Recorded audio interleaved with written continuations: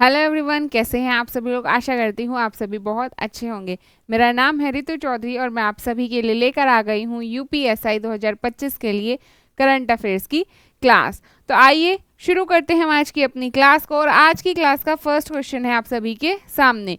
Durand cup 2025 का खिताब किस टीम ने जीता है? डायमंड हार्बर एफसी, मोहम्मडन एससी या नॉर्थ ईस्ट यूनाइटेड एफसी या फिर गोवा एफसी। तो ये जो खिताब जीता है वो है आपकी नॉर्थ ईस्ट यूनाइटेड एफसी। इस टीम ने ये खिताब जीता है। अब बात करें हम डूरंड कप की, तो ये किससे संबंधित है? तो ये है आपका फुटबॉल प्रतियोगिता से संबंधित, या इसे आप डूरंड फुटबॉल टूर्नामेंट के नाम से भी जानते हैं। सबसे पहला इसका जो आयोजन हुआ था वो कहाँ हुआ? तो इसे सबसे पहली बार जो इसका आयोजन हुआ वो 1888 में हुआ था। कहाँ हुआ था? शिमला में हुआ था। सबसे पहला आयोजन 1888 शिमला में इसका हुआ था। इसका जो आयोजन कराती हैं वो कौन कराता है? तो जो इसका आयोजन कराते हैं वो हैं आपके डूरंड फुटबॉल टूर्नामेंट सोसाइटी और अखिल भारतीय फुटबॉल महासंघ। ये दोनों मिलकर इसका आयोजन कराते हैं। और डूरंड कप एशिया का सबसे पुराना फुटबॉल टूर्नामेंट है। नॉर्थ ईस्ट यूनाइटेड एफसी ने कोलकाता के युवा भारतीय क्रीडांगन स्टेडियम में खेले गए फाइनल में डायमंड हार्बर एफसी को 6-1 से हराकर डूरंड कप 2025 का खिताब अपने नाम किया है।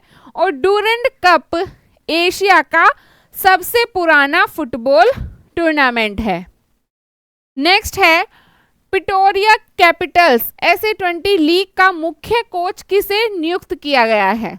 राहुल द्रविड़, अनिल कुंबले, सौरव गांगुली या फिर दिनेश कार्तिक।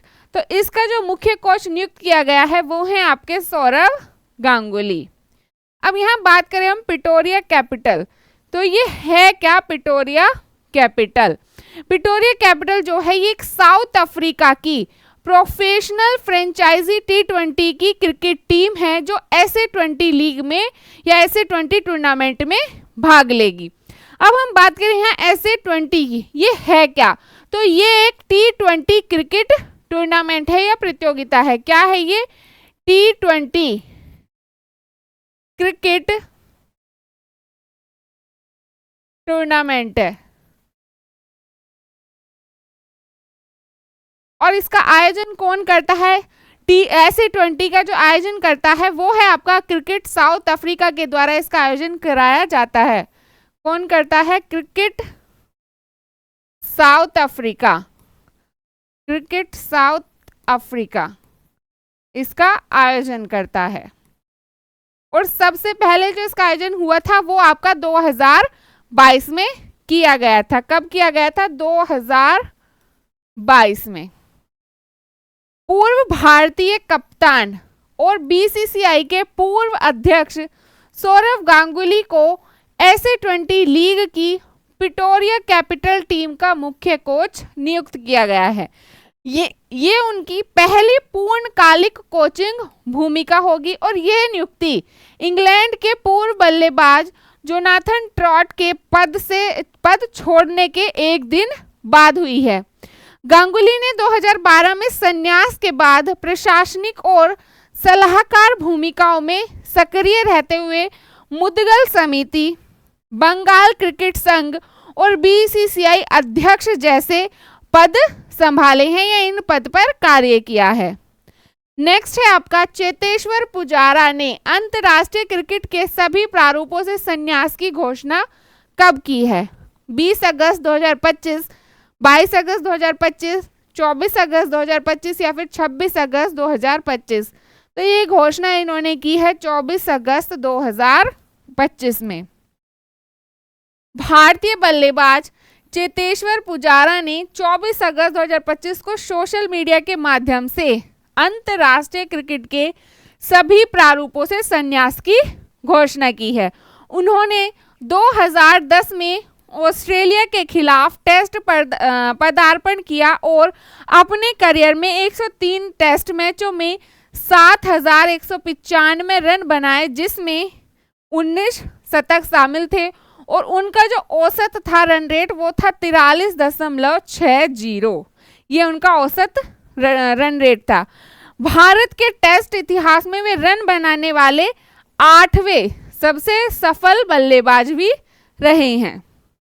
नेक्स्ट है आपका अमेरिका के राष्ट्रपति डोनाल्ड ट्रंप ने भारत में नए अमेरिकी राजदूत और दक्षिण एवं मध्य एशियाई मामलों के विशेष दूत के रूप में किसे नामित किया है?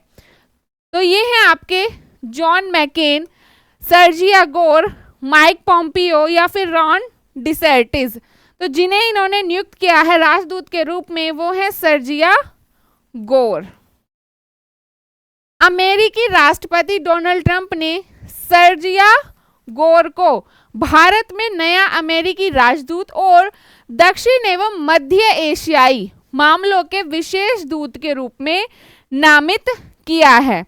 जो दोनों पदों को संभालने वाले ये पहले व्यक्ति हैं, यानी कि ये जो दोनों पद संभालेंगे ये ऐसे पहले व्यक्ति हैं जो इन दोनों पदों को एक साथ संभालेंगे। नेक्स्ट है भारतीय कंपाउंड पुरुष अंडर 21 टीम ने 2025 विश्व तीरंदाजी युवा चैंपियनशिप का फाइनल किस देश को हराकर जीता है?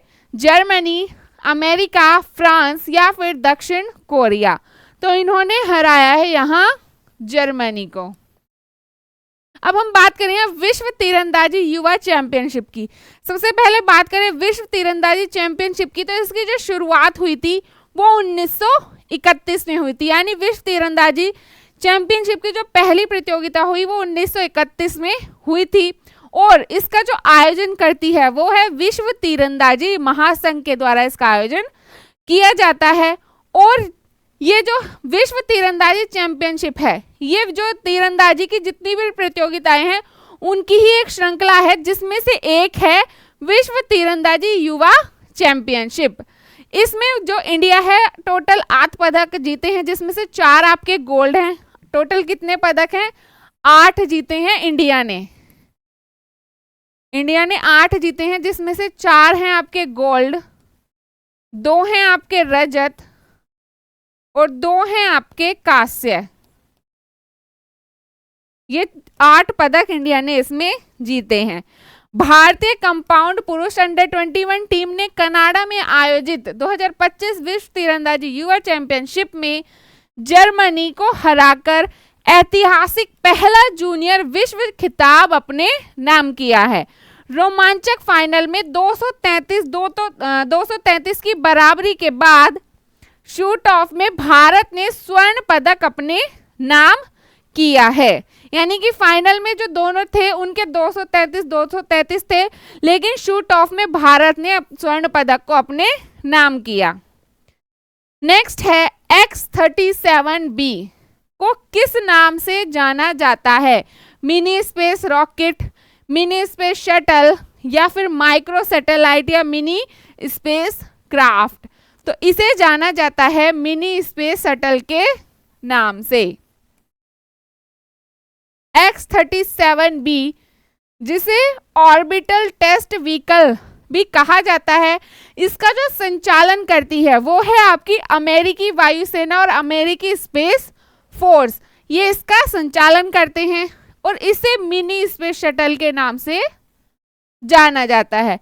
इसका जो प्रारंभिक विकास था वो नासा के द्वारा किया गया था, लेकिन बाद में बोइंग ने इसे संभाला है।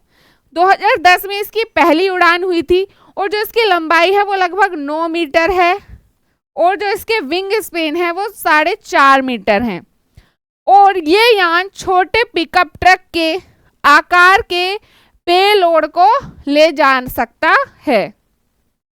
नेक्स्ट है आपका अमेरिका में महिलाओं को मताधिकार मिलने की स्मृति में हर वर्ष कौन सा दिन मनाया जाता है? 8 मार्च, 26 अगस्त, 19 जून या 12 जुलाई? तो ये है आपका 26 अगस्त। कौन सा दिन है? 26 अगस्त, जिसे वुमेन्स इक्वालिटी डे के रूप में मनाया जाता है। क्यों मनाया जाता है? इस दिन इसे मनाया जाता है क्योंकि 1920 में जो अमेरिका के संविधान में 1900 संशोधन हुआ था, जिसके तहत महिलाओं को वोट देने का अधिकार मिला था, उस दिन की याद में इसे मनाया जाता है। इसकी जो घोषणा की गई थी वुमेन्स इक्वालिटी डे की 1971 में की गई थी, लेकिन घोषणा 1971 में की गई, लेकिन आधिकारिक रूप से जो मनाया जाता है वो 1973 से मनाया जाता है। आधिकारिक यानी ऑफिशियली जब ये लागू हुआ वो 1973 में हुआ था। हर वर्ष 26 अगस्त को अमेरिका में महिलाओं को मताधिकार मिलने की स्मृति में मनाया जाता है। ये दिन क्यों मनाया जाता है? उद्देश्य है इसका महिलाओं के अधिकारों, समानता और समाज में उनके योगदान का जश्न मनाना, ये इसका मुख्य उद्देश्य है। 19वीं सदी की शुरुआत में महिलाओं ने राजनीतिक अधिकारों और मतदान के लिए आंदोलन शुरू किया और 1920 में 19वें संशोधन के तहत उन्हें मतदान का अधिकार मिला था। इस आंदोलन में एलिजाबेथ कैंडी स्टैंटन और ल्यूक्रेटिया मार्ट जैसी प्रमुख महिलाओं ने भी इसमें भाग लिया था या अपनी महत्वपूर्ण भूमिका इसमें निभाई थी।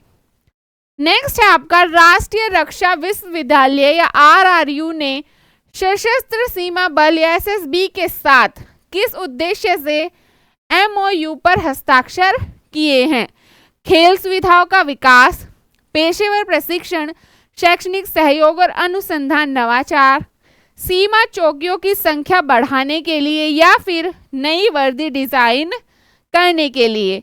तो जिस उद्देश्य से एमओयू पर हस्ताक्षर किए हैं इन दोनों ने, तो वो है आपका ऑप्शन बी, पेशेवर प्रशिक्षण, शैक्षणिक सहयोग और अनुसंधान नवाचार। राष्ट्रीय रक्षा विश्वविद्यालय और सशस्त्र सीमा बल अलवर ने आंतरिक सुरक्षा ढांचे को मजबूत करने के उद्देश्य से एक समझौता ज्ञापन पर हस्ताक्षर किए हैं। इस साझेदारी का मकसद पेशेवर प्रशिक्षण, शैक्षणिक सहयोग और अनुसंधान नवाचार के माध्यम से सीमा प्रबंधन, कानून प्रवर्तन और सुरक्षा रणनीतियों में दक्षता को बढ़ाना है। ये इसके मुख्य उद्देश्य हैं जिस वजह से हस्ताक्षर किए गए हैं इन दोनों के द्वारा। तो ये थे हमारी क्लास के कुछ क्वेश्चंस। आपको क्लास कैसी लगी ये आप ज़रूर बताएं, साथ ही अपने दोस्तों के साथ क्लास को ज़रूर शेयर करें। अगर आप तैयारी करें यूपीएसआई 2025 के लिए तो ये क्लास आपके लिए बहुत महत्वपूर्ण रहने वाली है और आपके जो साथी तैयारी कर रहे हैं उनके साथ भी आप इस क्लास को ज़रूर शेयर करें। अगर आपको इस क्लास की पीडीएफ चाहिए तो आपको हमारे टेलीग्राम चैनल पर मिल जाएगी, उसका लिंक इसी वीडियो के डिस्क्रिप्शन में मिल जाएगा, वहाँ जाकर आप पीडीएफ ले सकते हैं। आज के लिए इतना ही, धन्यवाद।